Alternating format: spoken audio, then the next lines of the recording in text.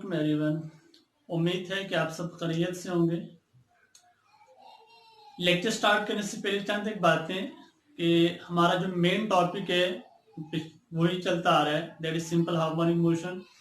दो एग्जांपल हमने पहले यूज की हैं, उनमें से एक थी मैस अटैच विद स्प्रिंग और दूसरी थी सिंपल पेंडुलम की। इन दोनों की मदद से हमने सिंपल हार्मोनिक मोशन को एक्सप्लेन करने की कोशिश की और उसको समझने की कोशिश की। आज का जो लेक्चर हमारा उसमें हम बॉल एंड बॉल सिस्टम को यूज करेंगे और इसके थ्रू ये देखेंगे कि क्या बॉल एंड बॉल सिस्टम जो है या मोशन ऑफ बॉल जो है इन अ बॉल वो सिंपल हार्मोनिक है कि नहीं, और उसके साथ साथ हम सिंपल हार्मोनिक मोशन के जो इंपॉर्टेंट फीचर्स हैं और उसके साथ जो चंद रिलेटेड टर्म्स हैं वो हम आज डिस्कस करेंगे। तो टॉपिक हमारा वही है बॉल एंड बॉल सिस्टम। ये हमारे पास एक बॉल है, ठीक है। इस बॉल में हमने एक बॉल ले ली है, कोई भी बॉल ले लें। बॉल आप किसी भी साइज का ले सकते हैं, छोटा ले लें बड़ा ले लें, ये आप पे डिपेंड करता है, ये जो आपके पास अवेलेबल हो। अब इनिशियली हमने बॉल को रखा है इस पोजीशन पे जो कि बॉटम ऑफ द बॉल है और इसको हमने नाम दिया है मेन पोजीशन ओ का। इनिशियली जब तक बॉल जो है वो इस पोजीशन पे रहेगी वो रेस्ट पे है, और फिर वही बात by first law of motion, अगर बॉडी रेस्ट पे है इट मींस कि उसके ऊपर कोई नेट फोर्स एक्ट नहीं करे। अगर हम इस पोजीशन पे देखें तो weight of ball that is W equal है mg, this is acting vertical downward and normal reaction R। Ball जो है, अब अगर बॉल पे डाउनवर्ड फोर्स लगा रही है तो बॉल की जो सरफेस है वो बॉल पे अपवर्ड फोर्स लगा रही है। ये दोनों डायरेक्शन में एक दूसरे के ऑपोजिट हैं बट मैग्नीट्यूड में इक्वल हैं, लिहाजा दोनों एक दूसरे के इफेक्ट को कैंसिल कर देंगे और नेट फोर्स बॉल पे जीरो हो जाएगी और बॉल स्टेट ऑफ रेस्ट में रहेगी। ये पाना में लिख लिया है।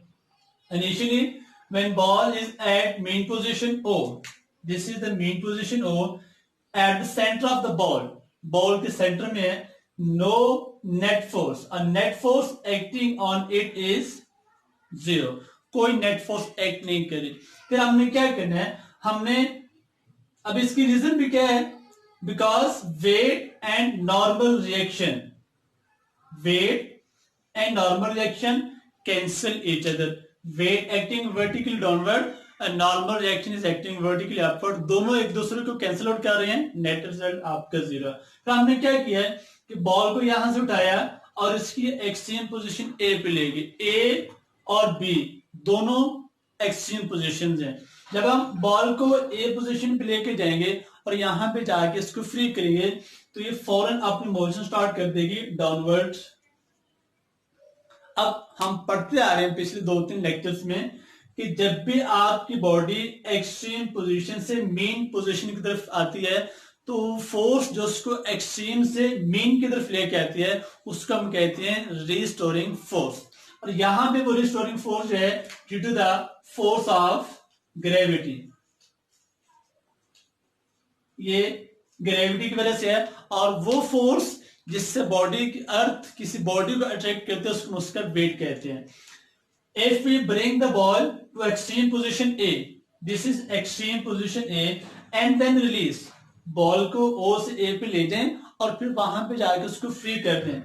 It starts moving towards O, ये पोजीशन O मेन पोजीशन की तरफ मूव करना शुरू कर देते हैं ड्यू टू इट्स वेट, अपने वेट की वजह से ये मेन पोजीशन की तरफ मोशन स्टार्ट कर देती है, acting as a restoring force, जो कि as a restoring force act कर रही है। रिस्टोरिंग फोर्स, अब ये चीज याद रखनी है, in case of ball and bowl system restoring force जो है that is weight. Restoring force कौन सी है, वेट ऑफ द बॉल और force of gravity acting on the ball is the force of restoring force. अब अगली बात, जब बॉल मूव करती है from A to O, extreme to mean position, तो इसकी स्पीड बढ़ना शुरू होती है और रिस्टोरिंग फोर्स कम होना शुरू होती है। अब रिस्टोरिंग फोर्स कम क्यों हो रही है, क्योंकि बॉल डाउनवर्ड मूव करती जा रही है और मेन पोजीशन की तरफ आती जा रही है। जब बॉल पहुंचेगी पोजीशन ओ पे तो उसकी स्पीड मैक्सिमम होगी क्योंकि ये मेन पोजीशन है, और स्पीड मैक्सिमम होने के बावजूद यहाँ पे चूंकि रिस्टोरिंग फोर्स 0 है, वो यहाँ पे रुकेगी नहीं बल्कि फॉरवर्ड मोशन स्टार्ट कर देगी। This is because of inertia. जब भी बॉडी मीन से एक्सट्रीम की तरफ मोशन स्टार्ट करती है तो वो किस वजह से होती है? उसके इनर्शिया की वजह से। At O, that is mean position, ball has maximum speed. Ball की स्पीड क्या है कि मेन पोजीशन बॉल की speed maximum, but it does not stop and move toward the position B.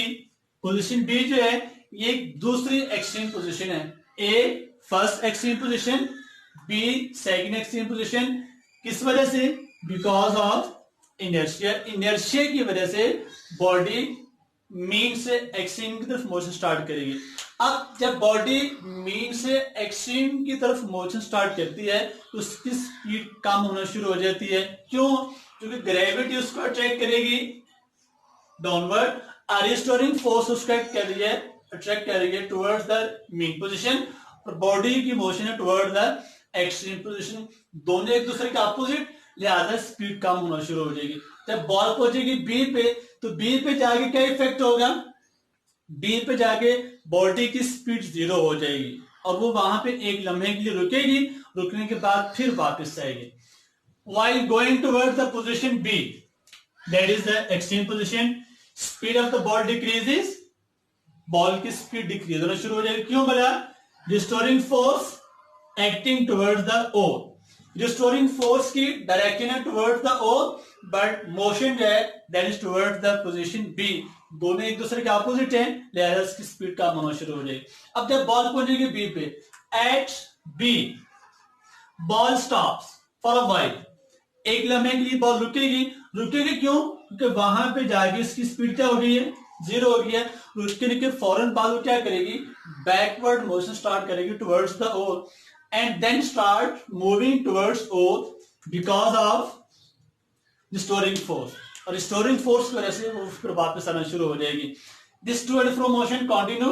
ये to and fro motion continue रहेगी कब तक? जब तक बॉल अपनी सारी की सारी एनर्जी को जाया या इस्तेमाल या कंज्यूम नहीं कर देती, until ball lose all of its energy.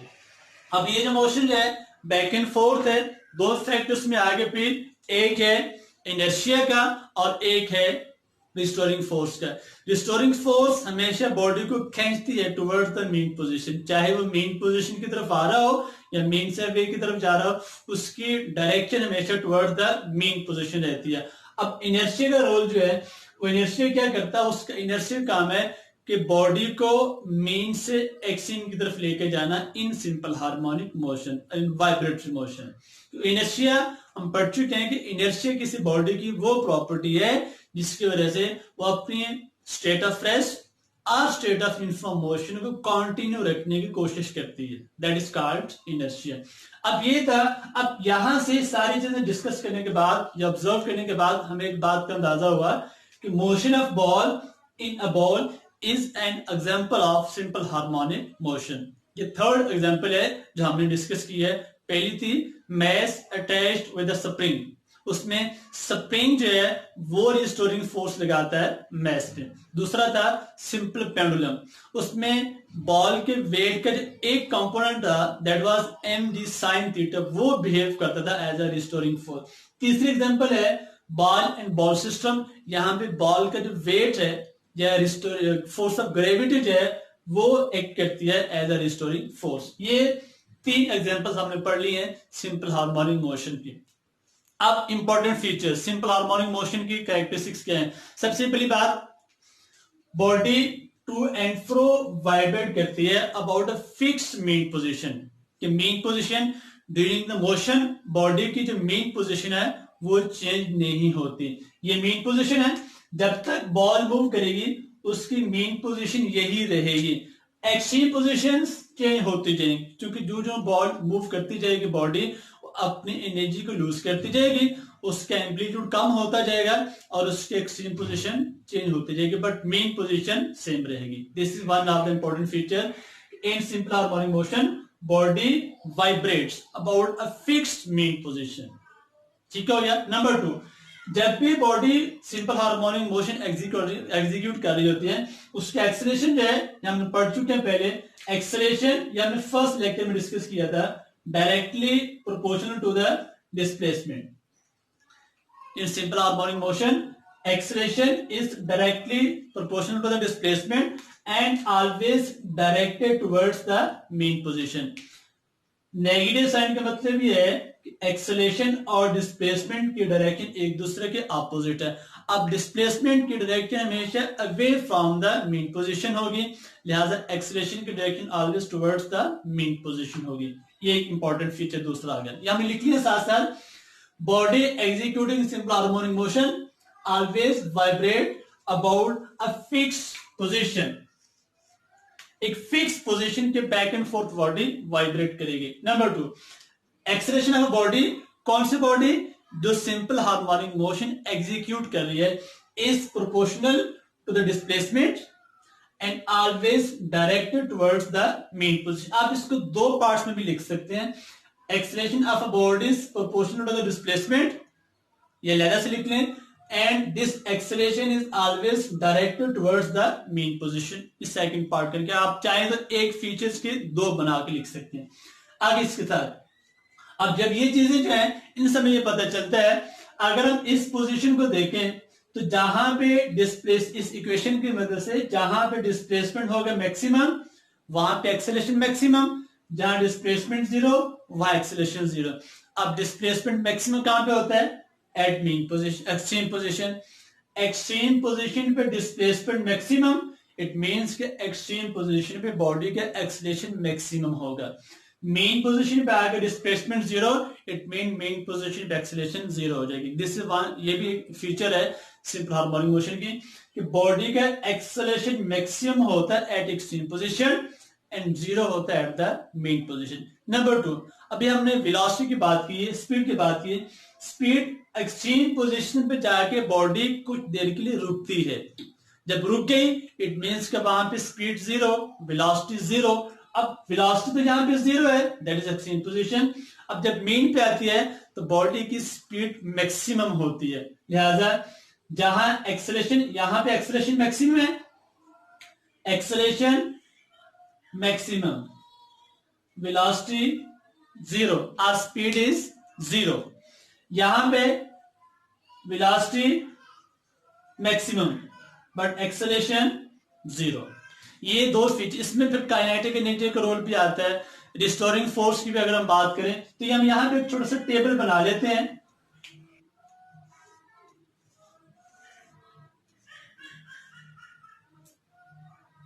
Position O, position A. तो यहां हमने टेबल बना लिया. हम शॉर्टकट फॉर्म इसको मेंशन कर लेते हैं. एक्सेलरेशन मेन पोजीशन पे 0, एक्सट्रीम पोजीशन पे मैक्सिमम. स्पीड मेन पे मैक्सिमम, एक्सट्रीम पे 0. काइनेटिक एनर्जी, जहां वेलोसिटी मैक्स, स्पीड मैक्सिमम, वहां पे काइनेटिक एनर्जी मैक्सिमम, और वहां पे जहां पे velocity 0, kinetic energy 0. Potential energy 0 और मैक्सिमम, जहां पे काइनेटिक एनर्जी 0 होती है वहां पे पोटेंशियल मैक्सिमम, जहां पोटेंशियल मैक्सिमम वहां काइनेटिक 0. रिस्टोरिंग फोर्स मीन पे 0, यहां पे जाके मैक्सिमम. एक शॉर्टकट टेबल है, तो रफली हम यहां पे लिख लिए, इसका आप रिप्रेजेंटेशन कर लें. अब यही बात हमने यहां पे लिखी है. At mean position acceleration 0, at extreme A भी हो सकती है, बी भी हो सकती है, एक्सेलरेशन मैक्सिमम होगा. स्पीड मीन पे मैक्सिमम, एक्सट्रीम पे 0. अब टर्म्स जिसके साथ रिलेटेड है वो हमने डिस्कस करेंगे. सबसे पहले है वाइब्रेशन. वाइब्रेशन क्या होता है? One complete geometry. बॉडी ने यहां से, हमने बॉल को यहां से पकड़ा, इस पोजीशन ए पे लाके छोड़ दिया. जो ही हमने इसको छोड़ा, इसने मोशन स्टार्ट की, ए से ओ पे, ओ से फिर गई बी पे, बी से जब वापस आएगी ए पे तो ये एक चक्कर कंप्लीट करेगी. जो एक चक्कर इसने कंप्लीट किया है, this is called one vibration, जिसको हम कहते हैं one complete round trip of a body is called one vibration. Number 2, time period. अब एक वाइब्रेशन उसने कंप्लीट की है, ए से पहले गई ओ पे, फिर बी पे, बी से फिर वापस ओ से होती है ए पे, तो इतना डिस्टेंस कवर करने में उसको कुछ ना कुछ टाइम लगा है। अब एक वाइब्रेशन के कंप्लीट करने में जितना टाइम लगता है उसको हम कहते हैं time period. Time required to complete one vibration, time taken by a body to complete one vibration is called time period, और इसको हम डिनोट करते हैं कैपिटल टी के साथ। इसका सिंबल क्या यूज करते हैं हम? Capital T.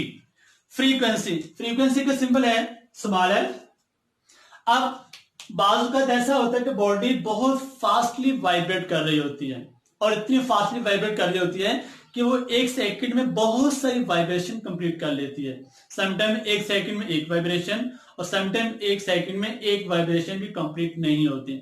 तो एक सेकंड में जितनी वाइब्रेशन बॉडी कंप्लीट करेगी वो उसकी फ्रीक्वेंसी होगी। Number of vibrations completed in 1 second is called frequency. एक वाइब्रेशन को कंप्लीट करने का जो टाइम है उसको हम टाइम पीरियड, और एक सेकंड में जितनी वाइब्रेशन कंप्लीट होती है उनको हम क्या कहते हैं? Time period. Sir frequency, time period का यूनिट सेकंड होता है, और फ्रीक्वेंसी का यूनिट होता है हर्ट्ज और पर सेकंड। फ्रीक्वेंसी का यूनिट पर सेकंड और हर्ट्ज, इसको हम एच जी से रिप्रेजेंट करते हैं। और अगर हम रिलेशन की बात करें, F इक्वल है 1/T एंड T इक्वल है 1/F। This is the relation between frequency and time period. कि फ्रीक्वेंसी का यूनिट मैंने क्या बताया है? फ्रीक्वेंसी का यूनिट है पर सेकंड, जिसको हम हर्ट्ज भी कहते हैं, हर्ट्ज। एच जी से इसको हम रिप्रेजेंट करते हैं, इसका सिंबल है एम्पलीट्यूड। लास्ट टर्म, एम्पलीट्यूड क्या होता है? एम्पलीट्यूड या आपकी मीन पोजीशन या एक्सट्रीम पोजीशन। मीन से एक्सट्रीम तक का जो मैक्सिमम डिस्प्लेसमेंट है इसको हम कहते हैं एम्पलीट्यूड, जिसको हम कैपिटल ए से रिप्रेजेंट करते हैं, और इसका यूनिट भी मीटर ही होता है क्योंकि डिस्प्लेसमेंट है। तो amplitude displacement from mean to extreme. अब जितना एक एक्सट्रीम का डिस्प्लेसमेंट है उतना ही दूसरे एक्सट्रीम का होगा, और इसी को हम क्या कहते हैं? एम्पलीट्यूड। मोस्टली हम इसको ए से रिप्रेजेंट करते हैं, कहीं पे हम इसको एक्स नॉट से रिप्रेजेंट करते हैं, एक्स, ये डिपेंड करता है डिफरेंट सिचुएशन पे। तो ये थी related term. Vibration, one complete round trip of vibrating body about its mean position. Time period, symbol इसके capital T. Time taken by vibrating body to complete one vibration, time period का unit second होता है।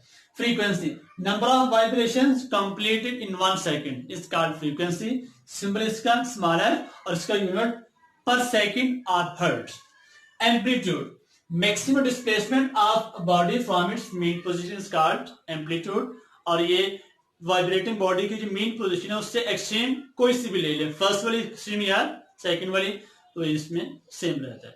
तो vibrating body में एक main position और 2 extreme होती है। ये था हमारा topic simple harmonic motion with 3 example जो हमने यहाँ पे कंप्लीट किया है। अब नेक्स्ट लेक्चर में हम इंशाल्लाह डैम्प ऑसिलेशंस की बात करेंगे। तब तक के लिए